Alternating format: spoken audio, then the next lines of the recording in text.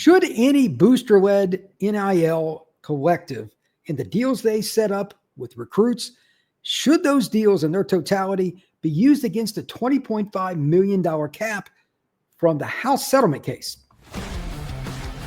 Locked On presents The Portal, the daily podcast covering college football recruiting and everything NIL. Part of the Locked On Podcast Network. Your team every day. Welcome back to the Portal Podcast, where you get your daily recruiting, NIL, and transfer portal scoop. I'm your host, Brian Smith, longtime college football writer and recruiting analyst. Thank you for making the Portal Podcast your first listen each and every day here on the Locked On Podcast Network. Now, this is an unusual show because I'm going to try to give you the layman's term for all the stuff that's going on with the House settlement. This is a very, very important date. Do not forget this date. I'll say it multiple times. August 1st, when all the deals from NIL have to hit the clearinghouse, how they get decided upon. The technology is called NIL Go, just for the record. It's the NIL Clearinghouse, but it's a basic software determination, how that works. And the schools that are doing it differently, there's interpretation based on lawyers, based on years of experience for ADs, coaches, etc. There's a big interpretation, and we're going to look at it from two different schools, and I'll throw out some others too, but Texas Tech and Auburn are going to be two of the schools that I use today, taking different approaches. What does it mean? So here's the crux. The House settlement case came out with $20.5 million per athletic department, not football team, per athletic department, probably 80% or more for major schools like a Clemson or any other FBS school will end up going to football. With that being stated, this is the biggest question of the day. Does the NCAA have any teeth and use it if schools go above and beyond that, especially if it is booster-led? Here's what I mean. There's money going to come to the athletes directly from the schools. That's cool. But it's supposed to go up to $20.5 million. And allegedly, from what I am told, that also includes not the schools, but what booster-led NIL collectives, aside from the institutions, pay to players, recruits, etc. Now, two things here. First off, in my lifetime, I've never seen any rich people that take no very well. It's just true. Telling them they can't give money that they want to give to somebody probably isn't going to work well. It's going to go back to the bag man. That's first. I am steadfast with that. But just hear me out. Secondarily, some schools, which Texas Tech being one of them, is not looking at it like that group counts against 20.5. However, there are other schools, Auburn being one of them right now, and this all can change, that is looking at it like the boosters and the school itself, all of it goes towards the 20.5. So who's right? Who's wrong? And again, how does the NCAA enforce things, if anybody, after it's decided which one's right and wrong? If somebody goes against it after it's just publicly discussed by the NCAA, and that's at some point they're going to have to do that. On August 1st, the clearinghouse is going to get all this information. They're going to try to go through it and figure out this deal is legal, this one's not, blah, blah, blah. Will they show any teeth and penalize anybody? Prove me wrong, but I don't see them saying, you know what, Georgia or Michigan or Washington or Kansas State, I don't care which school it is, and I don't know how it'll be determined, because the people that pay them are the TV networks / the advertisers. If you pull teams away from that or you harm them, you cost them money. So you got to prove it to me they're going to do it. But here's the deal. Texas Tech, I believe the guy's name is Cody Campbell, the billionaire that is funding some of these deals. Like they got Felix Ojo recently. Depending on how the deal works, there's a lot of clauses in it. It's going to be anywhere from just over $2 million to just over $5 million that Felix Ojo is going to make in about 3 years. I'm not going to get into the details, but it's a lot of cash. That's funded in part by him and other boosters. We all know it. It's not a secret. But if those deals that he's cutting, and by the way, their transfer portal class is super expensive, they're going to be way over their cap. So how does that work? Do a bunch of kids that have already got on campus, like, does that matter? Or are they going to retroactive any of this? I don't think so. Just want to bring that up. I think all that shouldn't matter because that was before July 1st. So they should be good. But this next year, is somebody like Tech not going to be able to get the transfer portal class that they want? Because they got to spend more, let's be honest, to get some kids that would probably rather go play at a major SEC school. But if you're going to offer me twice as much, okay, I'll go to Lubbock. Is that going to happen? I don't know. It's a fascinating topic. And I personally, this is just me, you can speak for yourself, but I think it's interesting when some more schools get great players. And if a guy has the ability to go get it, I'm cool with it. To me, market value is what somebody wants to pay you, but that's me. This alleged clearinghouse / Congress being involved, they're trying to take out pay for play. That's garbage. There has always been pay for play in college football, period. I am steadfast on that. I am an expert on NCAA cheating. I can give you stories for days. Cheating is real. It still happens. The bag man will never die. That being the case, they want to make it look that way. Don't believe that. Still, here's the deal. If you take away the opportunity for any booster, doesn't have to be the guy at Texas Tech, pick a school, Baylor, it could be Ohio State, it could be anywhere. It changes the money, and then the lawsuits are going to fly. Guaranteed. If you try to tell these young men, these young women, it doesn't have to be just football either. It could be a volleyball player. It could be somebody that's in gymnastics, has a chance to play in the Olympic team. If you tell her or him, whatever, that they can't get money, I'm telling you that lawsuits will just be everywhere. At some point, I think the wave will be too much and they're just going to be overrun. Again, my opinion. But short term, this could totally change recruiting. And here's the backside of it. I am told, among others, there's some different schools doing this, but Auburn is looking at it like if our boosters in their collective pay, it goes against a 20.5, whereas Tech is not in some other schools, allegedly. This is all just told to me, so take it for what it's worth. There are certain schools I've already been told that are trying to hide deals, how they're getting done. Just flat out boldface going around. I already had a phone call about an hour ago about that. What do you expect? You really think these people are not going to do that? But again, I digress. So my question to everybody out there before I hand out a few just basic questions. Do you think that the NCAA will have teeth? I'm going to come back to that at the end of the podcast. Because if you put out these rules, and they have, and the first time somebody challenges you, more or less being brazen, and you don't smack them on the hand, further, you don't just knock them down with the penalty, what's the point?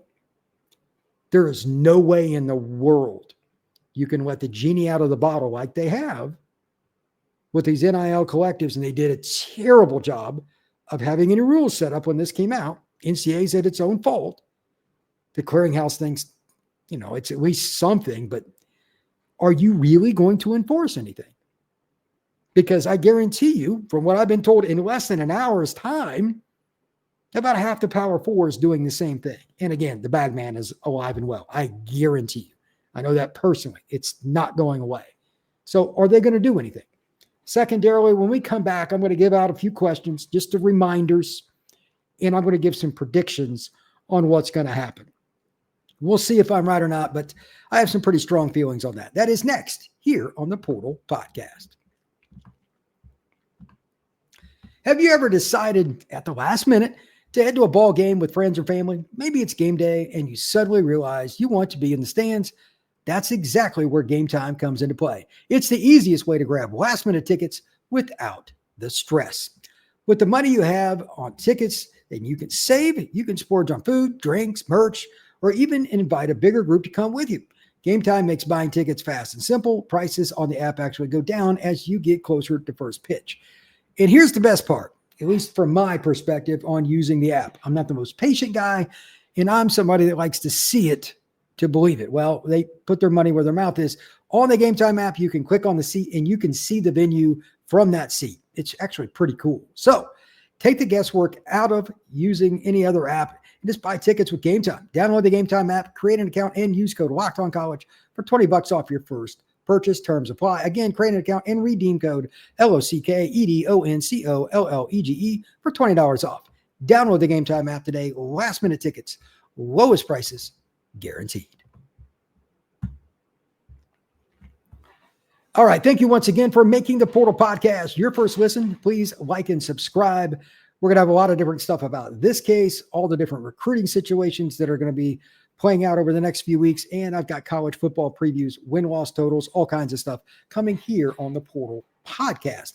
So now I'm going to read off a few different comments, a few different things that I'm going to structure, I guess, as questions. And you just you don't have to answer, but if you want to reply below, please do. Number one, do you think that the collectives and their deals, this is just you personally, should they count against the $20.5 million cap? Why or why not? Number two, do you really think the boosters are already, or maybe they'll do both, I don't know, are they already paying under the table to get around some of this? I personally think so, but what do you think? How would the NIL Clearinghouse punish a school if it did not adhere to the new rules? Would they take scholarships away? Would it be a bowl ban? Like, what would they do? That one I'm really not clear on. I haven't heard anything, and I'm very curious as to your response. And finally, how quickly, this is very important for every recruit in every school, how quickly will the clearinghouse be able to notify a school if the deal is good or not? Does it need to be restructured? Is it just a little bit of language? How fast can they do that? Because if you remember now, you still got signing day. Some of these deals could change. School could change. Maybe a kid flips his commitment. If he does it on signing day, his spot may be gone at this other school. They take somebody else while the clearinghouse is going through looking at this deal. You don't want to sign until you know the clearinghouse has gone ahead and done it. Can you imagine how many deals they might come across that computer on National Signing Day? There are so many little questions like this that I have that I'm fascinated about. I have not heard a whole lot yet, but I'm curious. If you've got a comment, please, once again, make your thoughts known down below. As for my prediction, this is what I think. I think the clearinghouse will be overwhelmed. I'm not saying that the software is going to not work or anything. Again, it's called NIL Go. I just don't think that the idea works very well in general. I'm all for players getting paid, but you're not going to take boosters out of this, especially after you opened up the opportunity for collectives. And secondarily, I don't think that these schools really care about anything about competitiveness. Football at the college level has always been a zillion times more unfair than anything else I've ever seen. It's about who's got money, who's got clout, who's willing to cheat, who's in the right spot. Like being the head coach at Georgia, Kirby's a great coach. It's pretty easy. That state is loaded. It is about proximity. It's about the conference you're in. It is about sticking out your checks. There's no way in the world you're going to put the genie back in the bottle on that and make this a level playing field. That's the NFL. There is no salary cap. That is my opinion. One way or the other, whether it's legally or not, elite programs with boosters who have very deep pockets are going to find a way to get the best players to their schools. As a general rule, there are 8 to maybe 12 schools, if it's a really unusual year, that have a chance to win a national title in that season. Most of the time, it's about 4 to 7, something like that. No offense to Texas Tech. They're going to have to need a lot of Felix Ojos. He's an elite player. They're going to need a whole lot of those just to make a playoff, let alone to win the darn thing. And that's fine. I still want to see it. But again, you're not going to tell boosters at Georgia, USC, at Texas, at Miami, et cetera, to put their money back in their wallet. Oh, it's over the $20.5 million cap. Give me a break. They're going to find a way to do it. So that comes back to the question I said I was going to bring up at the end, and here we go. Will the NCAA have any teeth with the clearinghouse or whatever, or whoever it is, whatever entity it may be, and actually take down somebody when they're brazen and they're caught adding more money than the 20.5 booster, whatever it is? Or is this just going to be another free-for-all? What do you think? Eventually, I think the free-for-all is inevitable because of lawsuits, but I'm talking right now. It's August 1st. That's when all the deals got to go in. What do you think's going to happen? I don't know. I think they might try to take a stand. Congress is involved. They're puffing out their chest, saying they got this done and all that. I need to see it.